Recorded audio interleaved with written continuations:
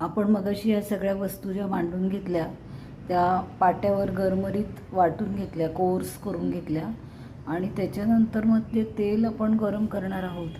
तर ते तेल गरम केल्यावर थोडंसं पार्सली 25% गार झाल्यानंतर या सगळ्या वस्तू ज्या आपण कोर्स वाटून घेतल्या आहेत त्या त्याच्यात अशा तळून घ्यायच्या खमंग. म्हणजे फायनली खार असं दिसतोय माझा.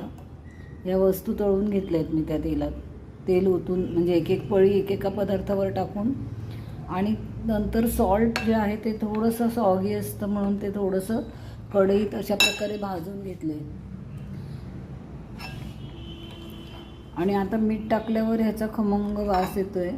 आणि त्यात मी ते मसाले दाखवले, केप्रचा मसाला तसंच आहे. मी मध्ये कोल्हापूरला गेले होते तेव्हा हे बेडगी तिखट आणलं आहे, ते पण थोडंसं टाकलं आहे. आणि हिंग आणि मिठाचा तर स्वाद खूपच छान येतो आहे.